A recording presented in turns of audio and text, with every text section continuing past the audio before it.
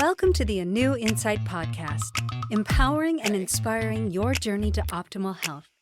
Hosted by Dr. Supatra Tovar, clinical psychologist, registered dietitian, fitness expert, and author of Deprogram Diet Culture. Rethink your relationship with food, heal your mind, and live a diet-free life.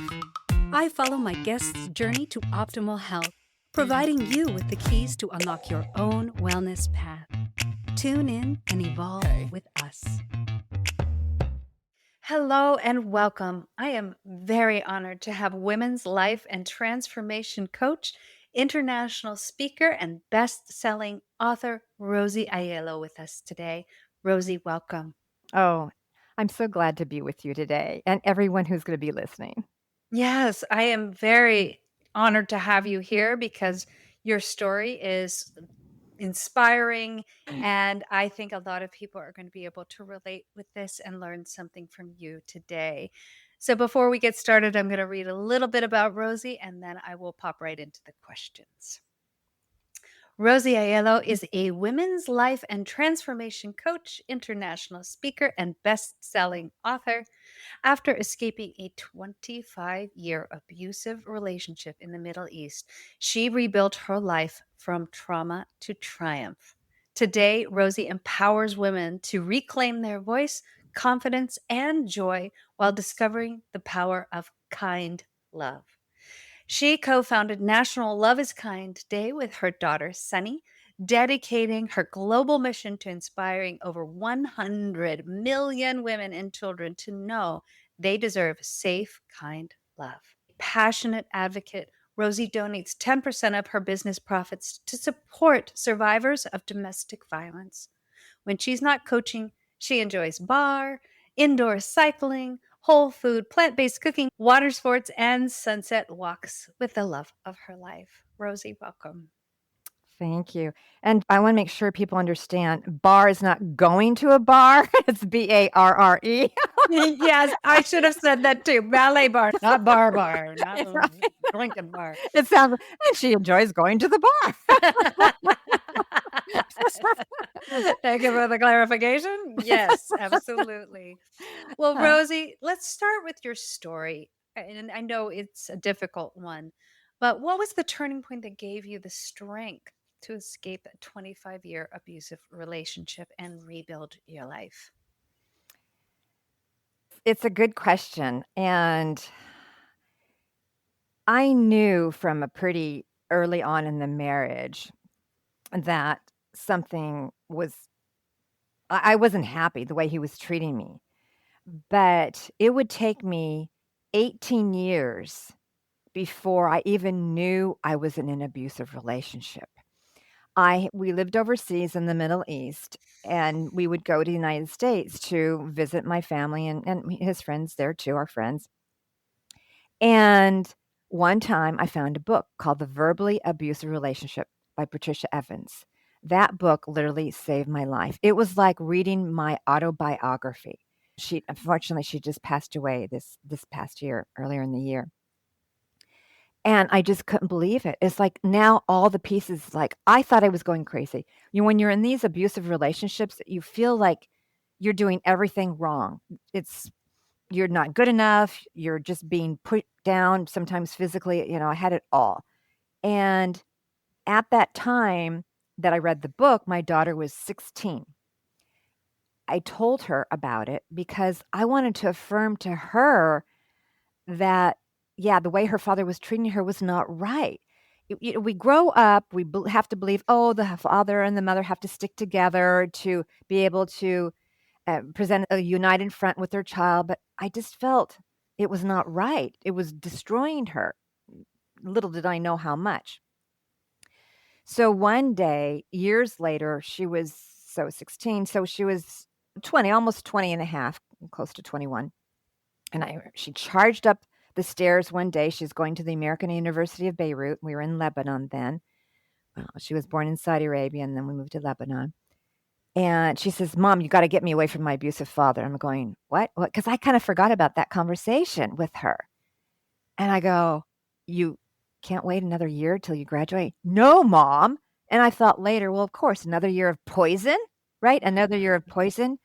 So as far as the turning point, I mean, it was I would have never in a million years leave without my daughter, no matter what. And custody issues in the Middle East are very complicated, and I would have lost her or worse, right?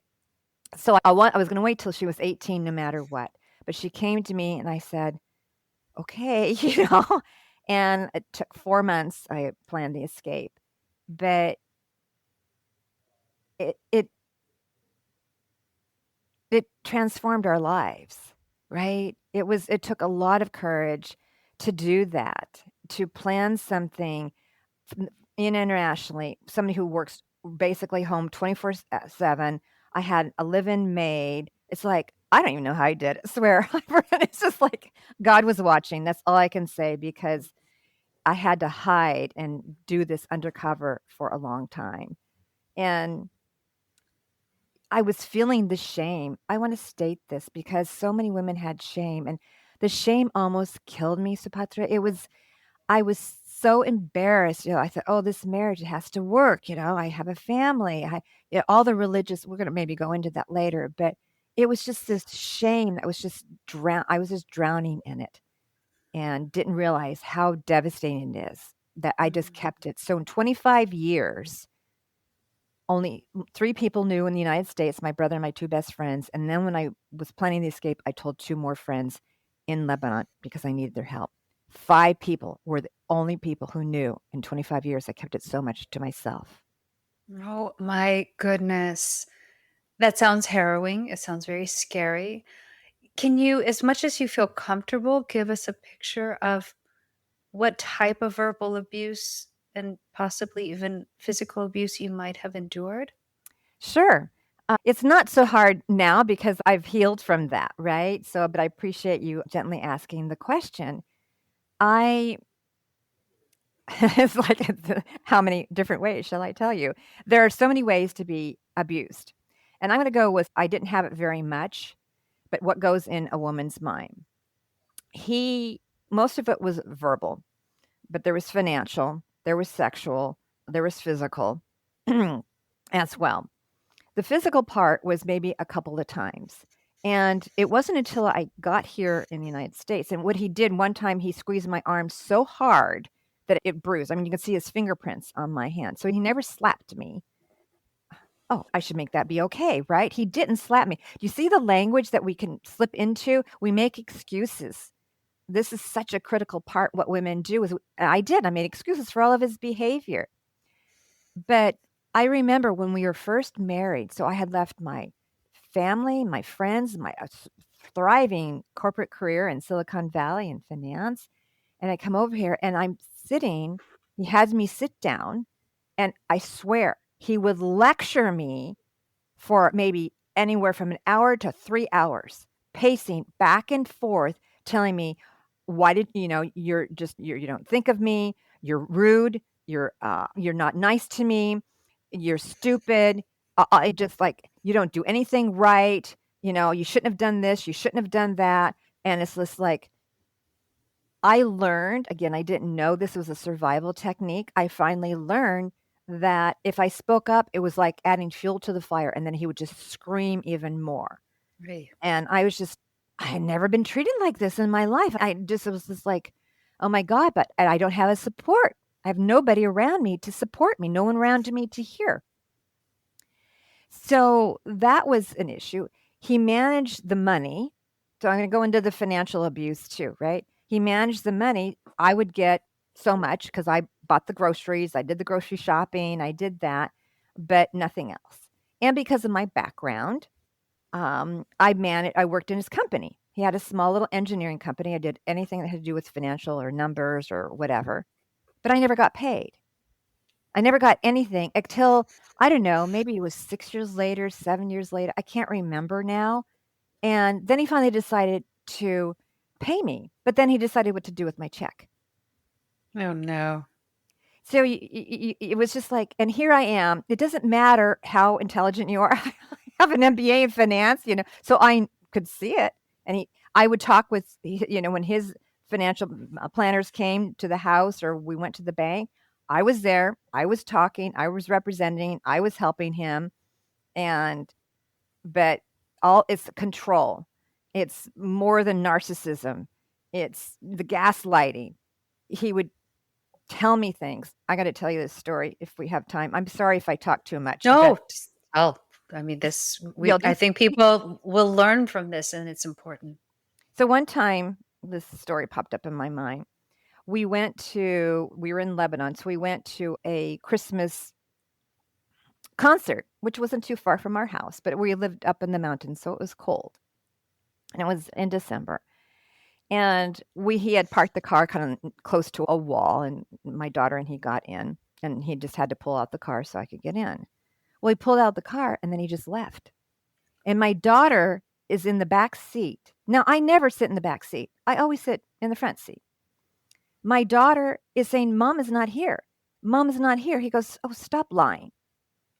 Mom is here. You're just fooling with me." Right. There's a look on your face like, how can it be? It's just like so out of whack. Until Wow. like a mile down the road, she would just scream, "Mom is not here."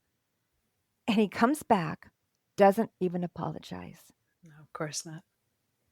So, but now she's observing this. She was, I don't know, maybe 9 or 10, observing this for her mother. I mean, I have a lot of stories. You asked me how we were treated, and I became a shell of myself. I didn't even know who I was. I was all in survival mode the whole time.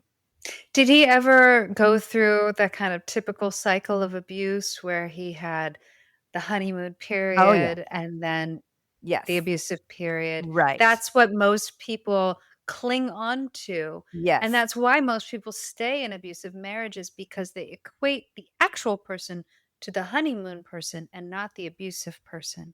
Describe that a little for us. Yes, it was like a roller coaster. So when he was good and great, it was wonderful, right? It was wonderful. And so then that's where the excuses start to come in. Well, he isn't bad all the time. He's got Exactly. all these wonderful, great qualities. It's like, geez, what's wrong with you, Rosie? You can pick up. No one's perfect. You're not perfect. Myself, speaking of, the way. So we start to use this dialogue to justify our relationship with this person who is treating us poorly, but not all the time. I don't know if this is going to be in video. Yeah. I don't know. Yes. Okay. So I'm going to do this. So I show women this thing. Yeah. I have them tell you, put your hands together. And Okay. I said, one hand represents the good guy. Let's say your left hand, and the right hand is a good person. I go, now fold your fingers like this. Fold them down so you're almost like praying, but with the hands clasped down and your fingers are pointed down. Now, try to pull your hands apart. You can't pull your hands apart. I go, if you want to stay with that guy, you're stuck with both sides. That side is always going to be there. It's never going to leave. The bad side is never going to leave. That's who they are. Yes. More And so than the good person, honestly. I think the good yes, person is a mask, and it is a way to continue controlling the person, keeping them off balance, and keeping them in the relationship. yes, Well, give me a picture of what role your inner voice and intuition played in helping you recognize you deserved a different kind of life. And I'm big on this. People listening and really tuning into their intuitive voice is very important in the work that I do. first of all, I want to say you're absolutely right. It is very important. And I had none of it. I didn't have an inner voice. I didn't know what it was. So I would say it was weak to non-existent, which was a big problem, right? I didn't know the language. I just didn't know it, right? I remember before I got married, I remember feeling something in my gut, but I ignored it. I didn't know that was part of it too, right? Mhm. So there were signs of my intuition, but I didn't know anything. And then because of how he was treating me, my outer voice was squelched. So it was like, I'm just this little mouse. I'm just this trying to survive.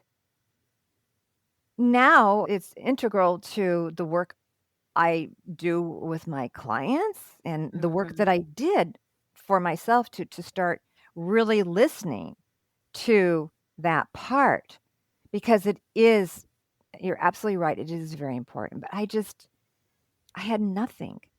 Did Eh, it come though? It had to have come when So, you decided to leave. so there was, and I recognized this later. I didn't identify it, but at the time, there was that little thin thread running through my brain, Supatra, that was saying, "You don't deserve this. You don't deserve this." And what I did do, which is when was planning the escape, I know this is going to sound crazy, but it's going to sound normal for people who are like me or how I was, is like I felt so guilty planning this escape.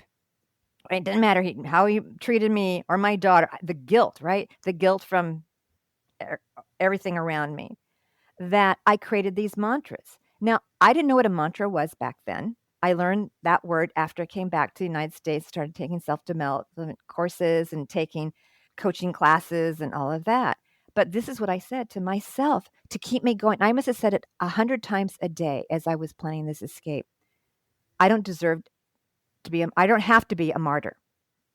I don't have to be a martyr. That was huge to overcome the thinking that you just stay in this marriage no matter how you're treated. I realized that was important to me. I don't have to be a martyr.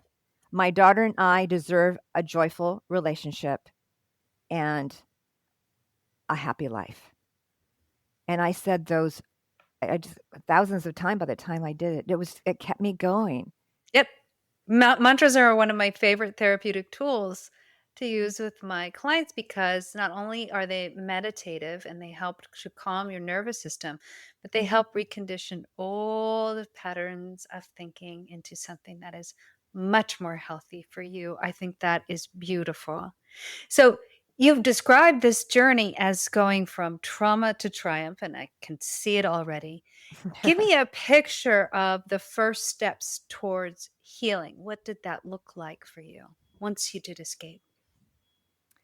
When we landed, the first week we went to a retreat, and zoned out, Yes. But then almost immediately we got help. We both went to trauma therapists.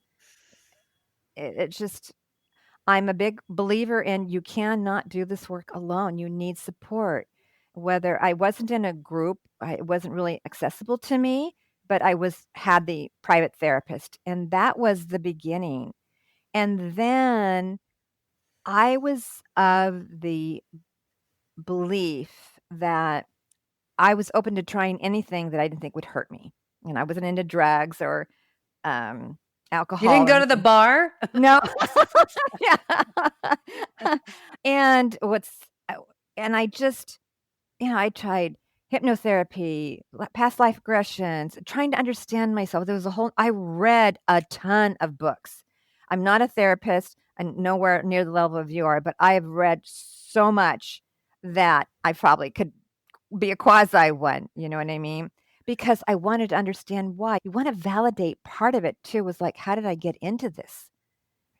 But it's a long story for that. But those are the first things was just taking care of myself. And when we Mm. landed, it was in the beginning or the middle of the Great Recession.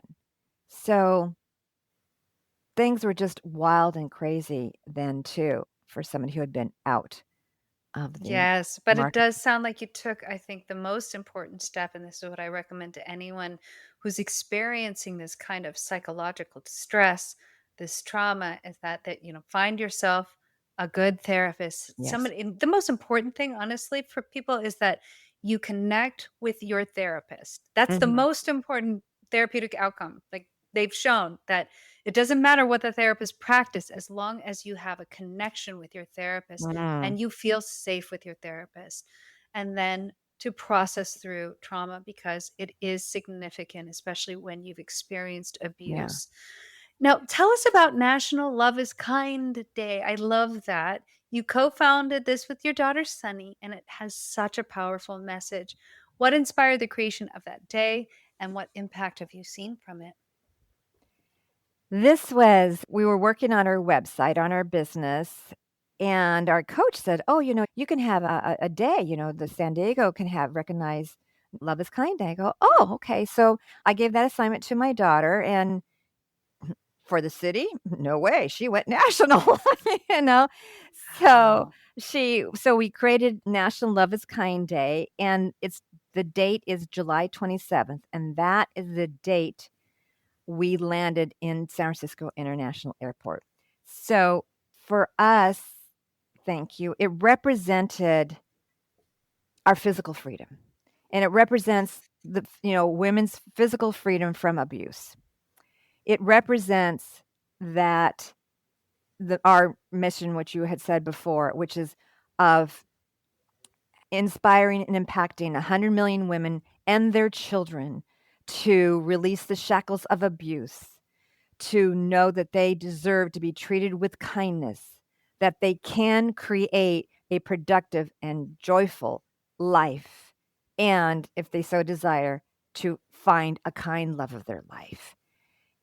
And this has just been people love the mission. People Love it. know how challenging it is. It's so sad, and yet it's inspiring, right? That we have to do this. But it means so much to us. It started out being very selfish. It's like I wanted to be treated with kindness. I wasn't no respect, nothing. And it's just like I just was just please I want kindness.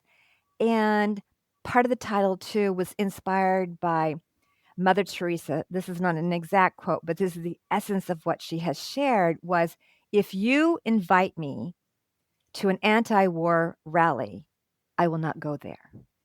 If you invite me for a pro-peace to a peace rally, I will be there.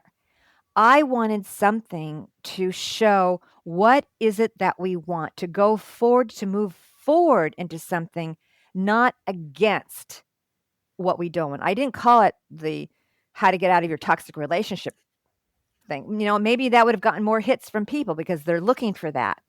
But negative energy begets negative energy. As I even say that, my stomach feels upset. Oh my gosh, I agree. Well, you use a phrase called kind love as the core theme for your work. How do you define kind love and why is it so transformative for women coming out of these abusive relationships?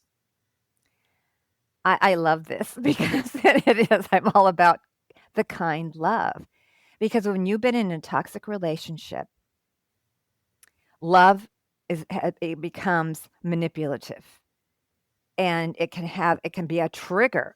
Oh, I did this, as he's squeezing my arm and putting purple finger marks on it. I did this because I love you. I had to control you because you were out of control. And it's too triggering for women. Kind love, real love is kind love is using kindness, mutual respect, understanding each other, being open, being compassionate, being empathetic. And it's a dialogue. It's he would say, "Oh, you're not a good partner." Well, I realized I'm not a good partner because for him, he was the team captain and I was just the pawn. And if Yeah. I didn't do exactly what he said, then I wasn't a team player. Yes. I'm with the love of my life and we are true team players, right? Exactly. And I love the use of kind over nice because nice Oh, it's yes. it connotes people pleasing and Yeah. going against what you might innately feel. And I think kindness just has those core values of empathy and compassion Yes. and love rooted in that actual word. So, how did you reclaim your confidence after abuse? I think this is something that women struggle with a lot. And what strategies would you give to women coming out of abusive relationships to regain it?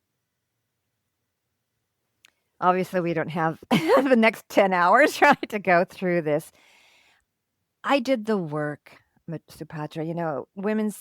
Some women will just like, oh, they're out and then they go into another relationship. Mhm. Not me. I was very clear. I didn't trust a single man when I landed.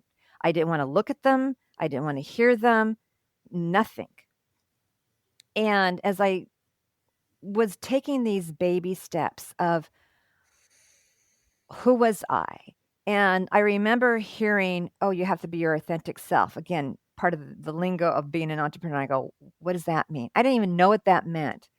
Or what about you have to learn how to speak. You have to learn all this. So it was like in another foreign world learning all of these words that were new to me, right? Mm. Everyone was new to me.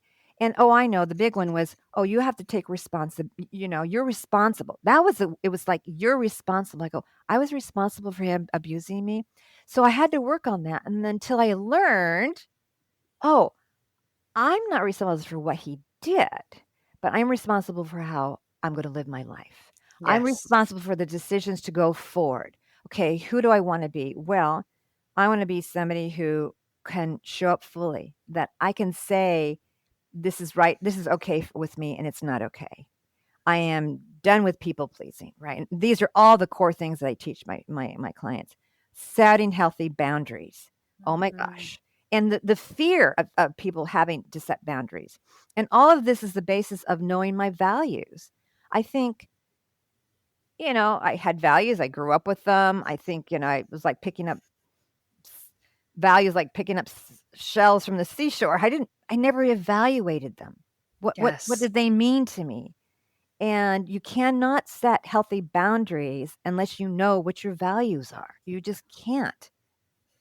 And I think it's really important too that people understand that people pleasing is a trauma response. It is also something that women are conditioned into from a very young age. We are Yes. conditioned to put everyone else before ourselves. And then if you're in an abusive relationship, you do that because you're trying to create a safe environment. And that's just you trying to protect yourself. So I think it's so important that women don't beat themselves up for the people pleasing that they've done in their lives. You had to in order to create safety. But when you create these boundaries, like you're talking about, and you realize that every person on earth inherently, because they were born, have worth. Every person, Yes. every person is worthy, worthwhile. You are as well. You can start to rebuild that confidence. And I think that is so beautiful. But we're out of time for this half of this podcast, and I cannot wait to delve into more of our questions because, Rosie, you are inspirational to people, and I'm really hoping that this gets out there to anybody who might be struggling in an abusive relationship. Just know that there is help Yes. out there, and all you have to do is reach out, just like Rosie did. So, thank you, Rosie, for joining us for this Mhm. first half. And Thank tune you. in next time for the second half of this wonderful interview with women's life and transformation coach, international speaker, and best-selling author, Rosie. Thank you. Thanks for tuning into the ANEW Insight Podcast. Please remember the contents shared on this podcast is for entertainment purposes only and does not constitute medical advice. You can find us anywhere podcasts are streaming, on YouTube at my.anew.insight and at anew-insight.com under the ANEW Insight Podcast tab. And follow us on our socials at my.anew.insight on Facebook, Instagram, TikTok, and Threads for more updates. Tune in next time and evolve with us.